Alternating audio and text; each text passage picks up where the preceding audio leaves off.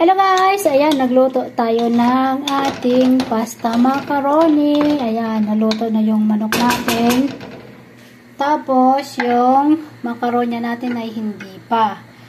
Mamaya na natin yan ilalagay kapag naluto na yan dahil papakuluan pa natin uli para mas lalo siyang masarap kasi yan ang request ng alaga ko. Dahil guys, kami lang dito guys.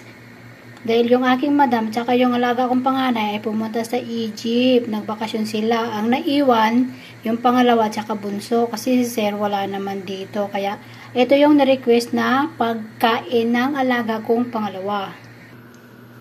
Ilalagay na natin ng ating macaroni guys. Ayan. Ito na siya.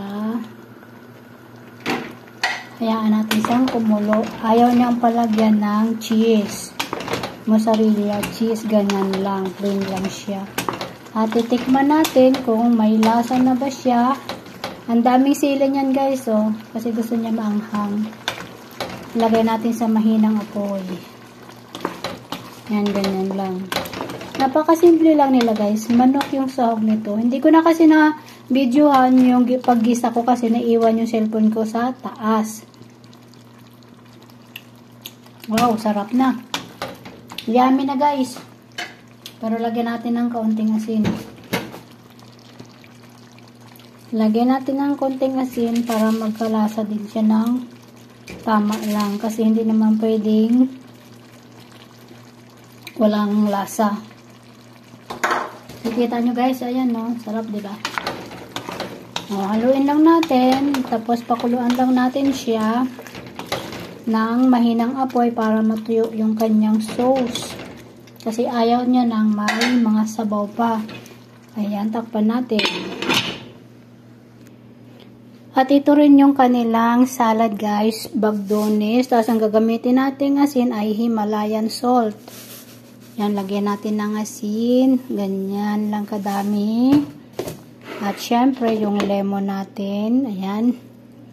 At syempre, may lemon pa din tayo. Ito siya guys, oh. Ayan, halo lang natin dyan. Ayun. At haluin lang natin ng haluin. Ito na guys, tapos na yung ating salad.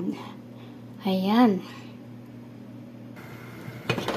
Ayan, malapit ng maluto. Marami sabaw, diba? Pag natuyo yan mamaya. Para malambot lalo yung ating macaroni. Ayan o, may carrots yan. Kaya lang maanghang. Grabe. Takpan muna natin ulit. Ayan na nga siya. Ha? Tayip. Malis, salad.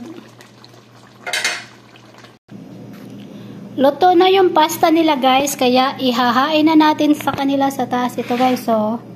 Ayan, gusto nila yan. Thank you for watching guys.